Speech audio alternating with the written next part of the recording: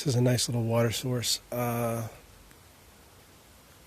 forget what they call this. There's a name for this rock. I named it 20 minutes ago, and I forget what I called it. But it's my rock.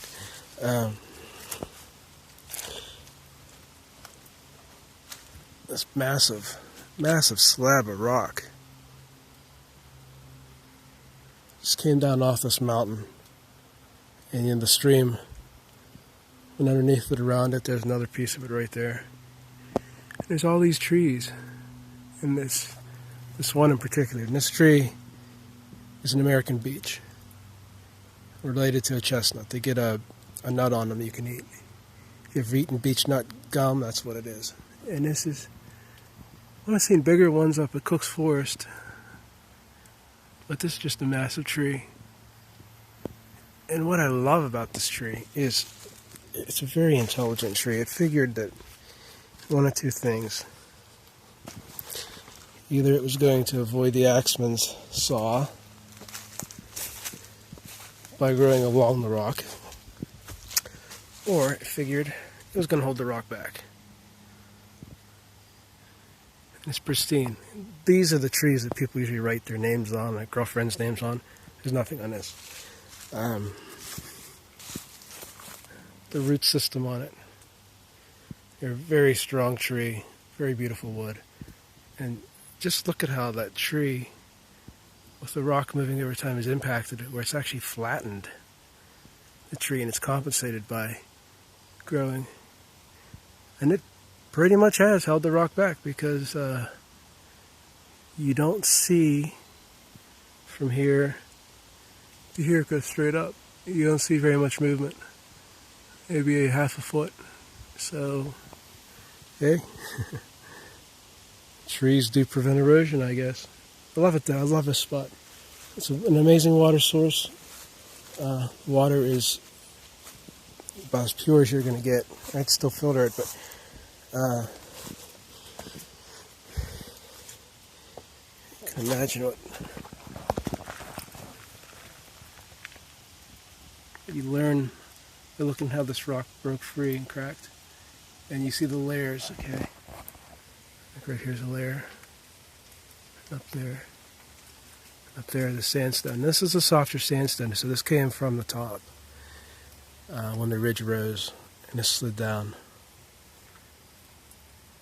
It's not the heavier sandstone you find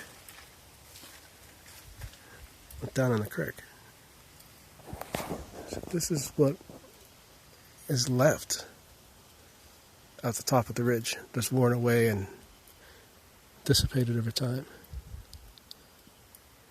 I think I called this Weeping Rock. That's what I called it. Oh, that's what I'm going to call it now. Weeping Rock, because with all the moss, it kind of weeps. I like that. And up above here,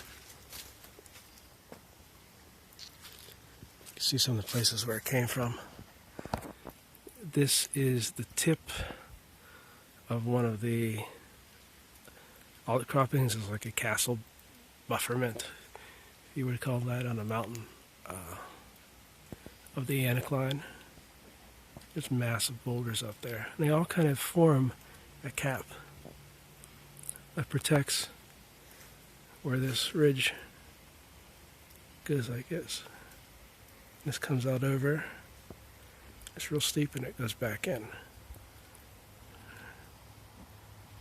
A little bit of the history of the Loyalhanna Gorge.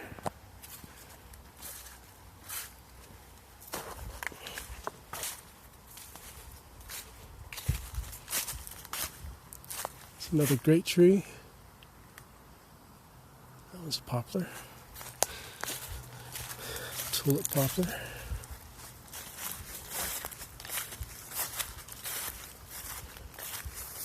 It's so beautiful in the fall.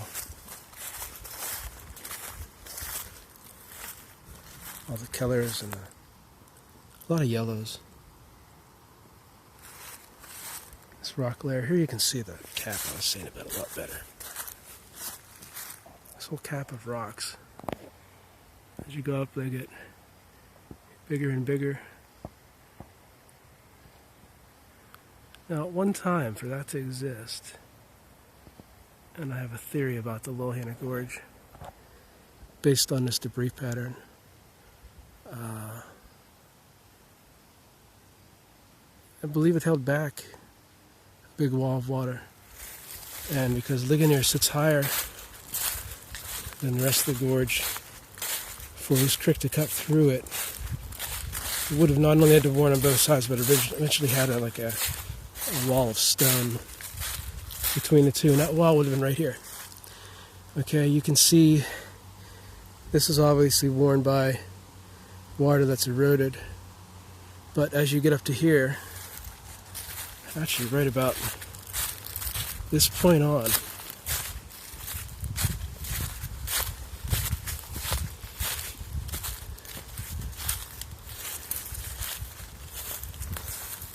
across the edge is a real steep, straight off cliff that's really gouged by water.